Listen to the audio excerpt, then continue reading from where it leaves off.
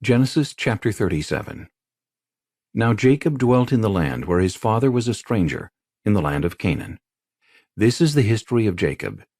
Joseph, being 17 years old, was feeding the flock with his brothers, and the lad was with the sons of Bilhah and the sons of Zilpah, his father's wives. And Joseph brought a bad report of them to his father. Now Israel loved Joseph more than all his children, because he was the son of his old age. Also he made him a tunic of many colors.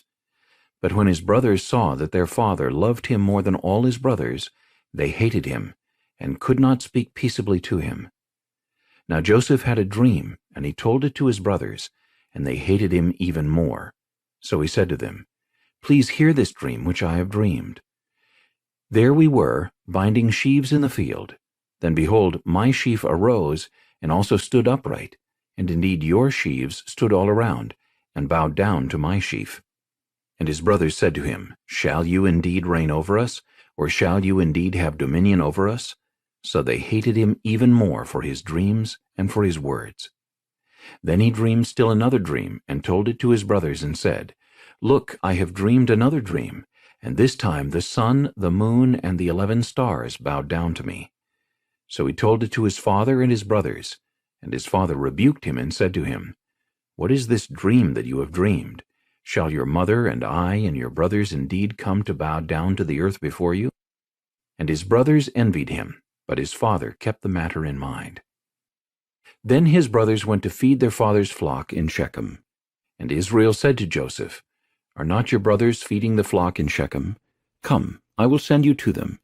So he said to him, "Here I am."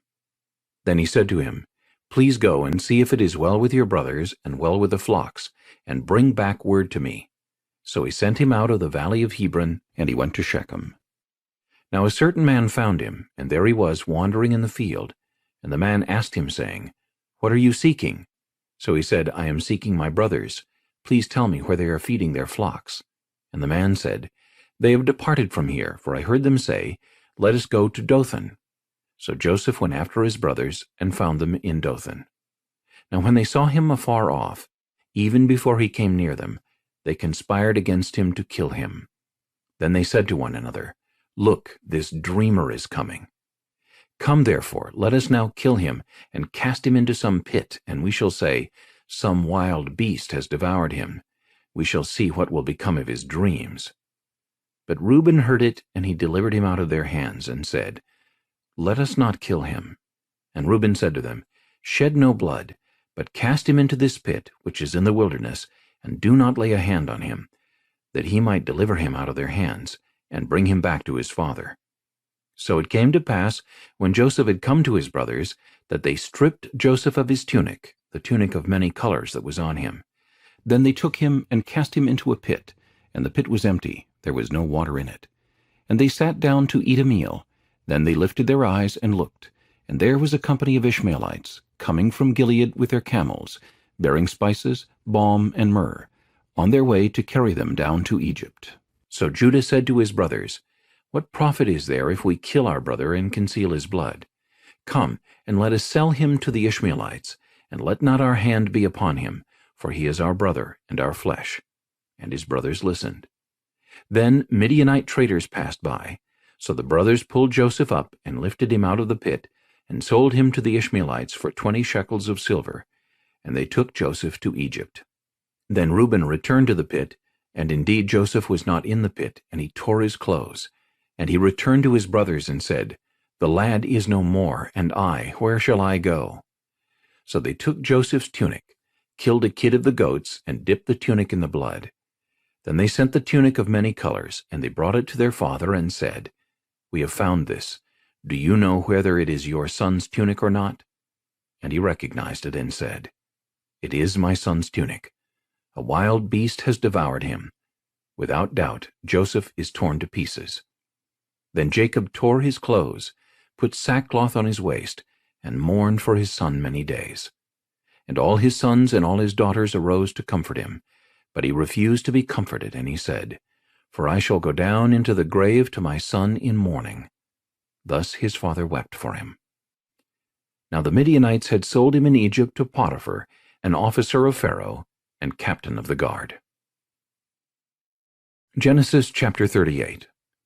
It came to pass at that time that Judah departed from his brothers, and visited a certain Adulamite, whose name was Hira. And Judah saw there a daughter of a certain Canaanite, whose name was Shua, and he married her, and went in to her. So she conceived and bore a son, and he called his name She conceived again and bore a son, and she called his name Onan.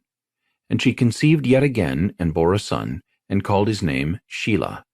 He was at Chezib when she bore him. Then Judah took a wife for his firstborn, and her name was Tamar. But Judah's firstborn, was wicked in the sight of the Lord, and the Lord killed him. And Judah said to Onan, Go into your brother's wife and marry her, and raise up an heir to your brother. But Onan knew that the heir would not be his, and it came to pass when he went in to his brother's wife, that he emitted on the ground, lest he should give an heir to his brother. And the thing which he did displeased the Lord, therefore he killed him also. Then Judah said to Tamar his daughter-in-law, Remain a widow in your father's house, till my son Shelah is grown. For he said, Lest he also die like his brothers. And Tamar went and dwelt in her father's house. Now in the process of time the daughter of Shua, Judah's wife, died. And Judah was comforted, and went up to his sheep shearers at Timnah, he and his friend Hira the Adulamite. And it was told Tamar, saying, Look, your father-in-law is going up to Timnah to shear his sheep. So she took off her widow's garments, covered herself with a veil, and wrapped herself, and sat in an open place which was on the way to Timnah, for she saw that Shelah was grown, and she was not given to him as a wife. When Judah saw her, he thought she was a harlot, because she had covered her face. Then he turned to her by the way, and said, Please let me come in to you, for he did not know that she was his daughter-in-law. So she said, What will you give me that you may come in to me? And he said, I will send a young goat from the flock. So she said, Will you give me a pledge till you send it? Then he said, What pledge shall I give you? So she said, Your signet and cord, and your staff that is in your hand. Then he gave them to her, and went in to her, and she conceived by him. So she arose and went away, and laid aside her veil, and put on the garments of her widowhood. And Judah sent the young goat by the hand of his friend the Adulamite, to receive his pledge from the woman's hand. But he did not find her. Then he asked the men of that place, saying, Where is the harlot who was openly by the roadside? And they said, There was no harlot in this place. So he returned to Judah and said, I cannot find her. Also the men of the place said, There was no harlot in this place. Then Judah said, Let her take them for herself, lest we be shamed. For I sent this young goat, and you have not found her. And it came to pass about 3 months after, that Judah was told, saying, Tamar your daughter-in-law has played the harlot. Furthermore, she is with child by harlotry. So Judah said, Bring her out, and let her be burned. When she was brought out, she sent to her father-in-law, saying, By the man to whom these belong I am with child. And she said, Please determine whose these are, the signet and cord and staff. So Judah acknowledged them and said, She has been more righteous than I, because I did not give her to Shelah my son. And he never knew her again. Now it came to pass at the time for giving birth, that behold, twins were in her womb. And so it was, when she was giving birth, that the one put out his hand, and the midwife took a scarlet thread, and bound it on his hand, saying, This one came out first. Then it happened, as he drew back his hand, that his brother came out unexpectedly, and she said, How did you break through? This breach be upon you. Therefore his name was called Perez. Afterward his brother came out, who had the scarlet thread in his hand, and his name was called Zerah.